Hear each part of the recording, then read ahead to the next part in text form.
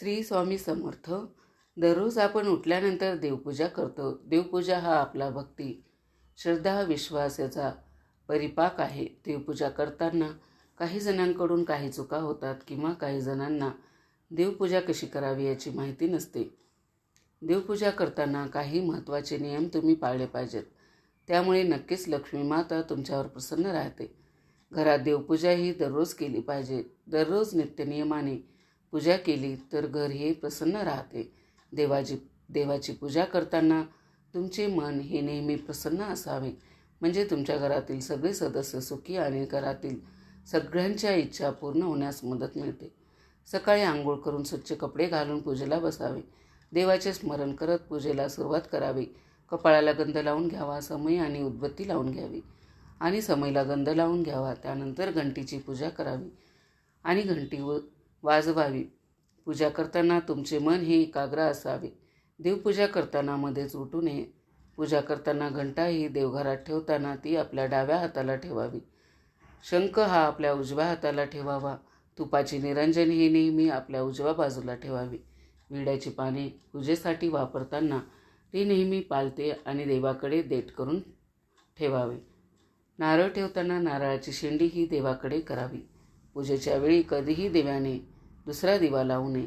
देवाला नमस्कार करताना चप्पल घालून नमस्कार करू नये. तसेच देवघरात चप्पल घालून येऊ नये. आपल्या देवघरातील देव स्वच्छ करतो तर ते कोणत्या दिवशी करावे आणि कोणत्या दिवशी करू नये.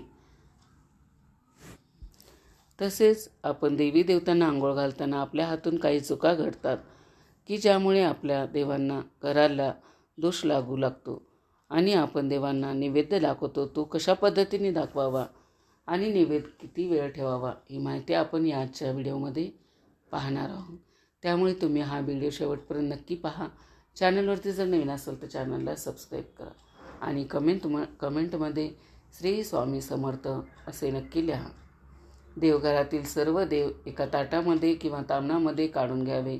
नंतर आपल्या घरामधील कपडा काढून घ्यावा. देवघर स्वच्छ कपड्याने पुसून घ्यावे. नंतर दुसरा स्वच्छ धुतलेला कापड देवघरामध्ये टाकावा आणि सर्वात प्रथम दिवा प्रज्वलित करावा. धूप अगरबत्ती लावून घ्यावी आणि दिव्याच्या साक्षीने देवांना आंघोळ घालावी.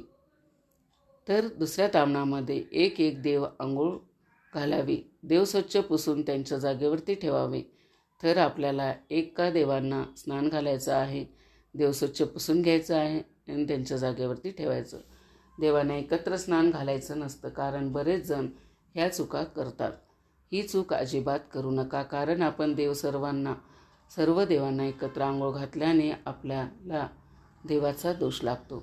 आपण कितीही मनातून आणि भक्तीने पूजा केली किंवा कितीही फुलं वाहिली तरी त्याचा काहीच उपयोग होत नाही किंवा आपल्याला फायदा होत नाही, तर उलट आपल्याला दोषच लागतात.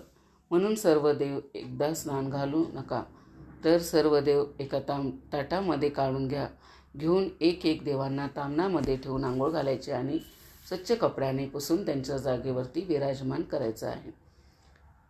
यानंतर परत एका देवाची मूर्ती आपल्या डाव्या हातामध्ये घ्यायची. तर आंघोळ कशी घालायची? खाली एक ताट किंवा तामण किंवा आता देवाचं छोटं गंगाळ असतं ते ठेवायचं. आपल्याला आपल्या डाव्या हातामध्ये मूर्ती घ्यायची आहे आणि उजव्या हाताने पाणी घालून आंघोळ घाला.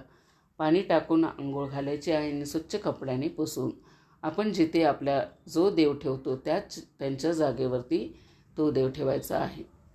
तर प्रत्येक देवाला आपल्याला अशीच आंघोळ घालायची आहे. आणि ज्यांना शक्य होत नाही तर त्यांनी काय करायचं, आपण जे तामण घेतो त्यामध्ये एक उलटी वाटी ठेवायची आणि त्या वाटीवरती देव ठेवायचा, म्हणजे जेणेकरून आपलं जे खालचं तामणातलं पाणी आहे प्रत्येक देवाचं ते पाणी उष्ट झालेलं पाणी त्या दुसऱ्या देवांना लागणार नाही. म्हणून आपल्याला देव त्या तामणामध्ये चौरंग किंवा वाटी ठेवून त्याच्यावरती ठेवायचं आणि नंतर आपल्याला आंघोळ घालायची आणि पुसून त्यांच्या जागेवरती व्यवस्थित ठेवून द्यायचं आहे. अशा पद्धतीने सर्व देवी देवतांना स्नान घालायचं आहे. तर बघा, आठवड्यातून किमान एकदा तरी देव स्वच्छ साफ करावे. तर देव आपण जेव्हा साफ करतो तेव्हा तर एक हळद किंवा लिंबूचा वापर करून आपल्याला देव साफ करायचे आहेत किंवा कच्च्या दुधाने तुम्ही देव साफ करू शकता. कच्च्या दुधाने खूप छान देव असे देव एकदम स्वच्छ निघतात. किंवा दह्याने देखील देव एकदम स्वच्छ निघतात. थोडंसं कोमट पाण्याने आपल्याला देव स्वच्छ धुवून घ्यायचे आहेत. देवांना कधीही केमिकल लावून किंवा आपल्याला पितांबरी वगैरे लावून कधीच साफ करायचं नसतं. तर आपण कोणताही सण आला तर आपण तेव्हा देव साफ करतो. तर आपण तेव्हा काही चुकासुद्धा करत असतो. म्हणजेच काय, तर आपण जेव्हा देव साफ करतो तर सर्व देव एकत्रित साफ करतो. ही एक अतिशय चुकीची पद्धत आहे. त्याचबरोबर आपण देव साफ करताना ब्रशचा वापर करतो.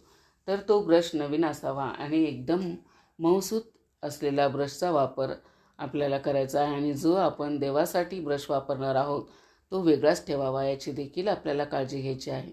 इतर कुठल्याही गोष्टींसाठी आपण ब्रश वापरला आणि तोच देवासाठी वापरला तर ते सुद्धा चुकीचं आहे. त्यामुळे आपल्याला मऊसूत ब्रशचा वापर करायचा आहे की ज्यामुळे मूर्तीची झीज होणार नाही. आता बरेच जण असं देखील करतात की डायरेक्ट देवांना नळाखाली आंघोळ घालतात. तर अशी देवांना कधीच आंघोळ घालायची नाही. तर आपण देखील साजऱ्या स्वरूपामध्ये देवासमोर आसनावरती बसून देवांना तुपाचा दिवा लावून आणि स्वतःला हळदी कुंकाचा टिका लावून नंतरच देवांना आंघोळ घालावी. त्याचबरोबर आपण जेव्हा देव साफ करतो तेव्हाच आपलं देवघरसुद्धा स्वच्छ कपड्याने पुसून घ्यावं, साफ करावं. पण सर्वात महत्त्वाची गोष्ट म्हणजे देव कधी साफ करायचे, तर चुकूनसुद्धा देव आपल्याला गुरुवारी साफ करायचे नसतात. तर बघा, गुरुवार जो आहे तो सर्वांनाच माहिती आहे की गुरुवार हा गुरुग्रहाचा वार आहे आणि बृहस्पती वार आहे. तर गुरुवारी जर आपण देवाची किंवा घराची साफसफाई केली तर आपला गुरुग्रह कमजोर होतो असं म्हटलं जातं. त्यामुळे आपल्याला घरामध्ये बरकत राहत नाही. कोणत्याही गोष्टीत आपल्याला बरकत येत नाही. म्हणूनच गुरुवारी जास्त प्रमाणामध्ये साफसफाई करायची नसते. देव कधी साफ करावे, तर तुम्ही एकादशीला सुद्धा देव साफ करू नये. शनिवारी आणि अमावस्येला देखील देव साफ करू शकता. जर तर का आपण अमावस्येला देव साफ केले तर आपल्याला घरातील सर्वच प्रकारची गरिबी दरिद्रही नष्ट होऊन जाते. आपण एकादशीला देव साफ केले तर देवांना एकादशीचा उपवास असतो. तर त्या दिवशी देव साफ केले तर देवांना उपवास घडत नाही. त्यामुळे एकादशीला देव साफ करू नये. एकादशी दिवशी देव साफ केले तर देवांना उपवास घडत नाही. तर देव साफ केल्यानंतर आपल्याला एका गोष्टीची अतिशय काळजी घ्यायची आहे, ती म्हणजे आपण जेव्हा देव साफ करतो तेव्हा देवांना दुधाने अवश्य स्नान घालायचं आहे. आपण म्हणजे आता देव साफ केले तर पाण्याने आंघोळ घालायची, नंतर दुधाने आंघोळ घालायची आणि परत पाण्याने आंघोळ घालायची आणि नंतर साफ करून म्हणजे स्वच्छ करून कपड्याने पुसून आपल्याला ठेवायचे आहे देव. पाण्याने स्नान घालून झाल्यानंतर एकदा दुधाने स्नान घालून घ्यायचं आहे, म्हणजे आपल्याला देवाला शांत करायचं असतं. तर अशा प्रकारे जेव्हा तुम्ही देव साफ करता तेव्हा दुधाने स्नान घाला आणि परत पाण्याने आंघोळ घालून स्वच्छ पुसून त्यांच्या जागेवरती ठेवून त्या देवांना अष्टगंध, चंदन, अक्षदा, फुलं अर्पण करून पूजा करून घ्या. तर सर्वात महत्त्वाचं म्हणजे देवांना आपण जो नैवेद्य दाखवतो तर हा नैवेद्य किती वेळ ठेवायचा, तर काही ठिकाणी आज ठेवलेला नैवेद्य लगेच डायरेक्ट दुसऱ्या दिवशीच उचलतात. तर ते पूर्णपणे चुकीचं आहे. तर बघा, आपण जेव्हा एखाद्याला जेवायला देतो किंवा आपण जेवतो तेव्हा आपण ते ताट तिथे तसंच ठेवतो का? नाही. तर थोड्या वेळाने उचलतो. म्हणजे आपलं जेवण झालं की साधारणतः 5-10 मिनटं आपल्याला लागतात. तर त्याचप्रमाणे देवासमोर आपण जेव्हा नैवेद्य ठेवतो तर 5 मिनिटांनी आपल्याला नमस्कार करून तो नैवेद्य उचलून घ्यायचा आहे आणि 5 ते 7 मिनिटांनी उचलून घ्यायचा आणि आपल्या घरातील प्रत्येक व्यक्तीला थोडा थोडा प्रसाद म्हणून द्यायचा आहे. म्हणजे तो नैवेद्य सर्वांनी घरातील आपल्या घरामध्ये जेवढ्या व्यक्ती असतील त्या व्यक्तींनी वाटून खायचा आहे. तर बघा, आपण जेव्हा देवाला नैवेद्य दाखवतो तर तो नैवेद्य असतो आणि नंतर त्याचं रूपांतर ते प्रसादामध्ये होत असतं. तर नैवेद्य दाखवताना आपल्याला देवासमोर पाटावरती एक भरीव चौकोन काढायचा असतो आणि त्यावरती नैवेद्याचं आपल्याला ताट ठेवायचं आहे आणि नैवेद्याभोवती 3 वेळा पाणी फिरवायचं असतं आणि नैवेद्यावरती तुळशीपत्र आवर्जून ठेवायचं असतं. कारण कोणताही नैवेद्य असो, तुळशीपत्राशिवाय देव नैवेद्य ग्रहण करत नाही. भगवान श्रीहरी विष्णू देव आणि बाळकृष्ण अजिबात तो नैवेद्य ग्रहण करत नाहीत. म्हणून आपल्याला फक्त आपण जेव्हा नैवेद्य गणपती बाप्पाला आणि महादेवांना दाखवणार आहात तेव्हा आपल्याला त्या नैवेद्यावरती आपल्याला तुळशीपत्र ठेवायचं नाही. अगोदर तसं दाखवायचं आणि परत त्यावरती तुळशीपत्र ठेवायचं आणि नंतर मग बाकीच्या देवांना दाखवायचं आहे. तर नैवेद्यावरती तुळशीपत्र आपल्याला जरूर ठेवावं. तुळशीपत्र ठेवणं म्हणजे काय, तर त्यावरचा आमचा अधिकार संपला आणि जे तुम्हाला पूर्णपणे समर्पित आहे असा याचा अर्थ असतो. आणि आपण दोन्ही हात जोडून देवांना सांगायचं की तुम्ही आमचा जो काही नैवेद्य आहे तो कृपा करून ग्रहण करा. तर अशा प्रकारे तुम्ही नैवेद्यसुद्धा देवाजवळ जास्त वेळ पण ठेवायचा नाही. फक्त 5 मिनिट झाल्यावरती लगेच उचलून घ्यायचा असतो. बरेच जण देवाची आंघोळ झाली की ते पाणी म्हणजे आपण जेव्हा देवांना आंघोळ घालतो तर ते पाणी आपण काय करतो, तुळशीच्या बुडामध्ये टाकतो, तुळशीला घालतो देवाचं आंघोळीचं पाणी. तर हे खूप मोठं पाप आहे. हे देवाचं आंघोळीचं पाणी तुळशीला चुकूनही घालायचं नाही.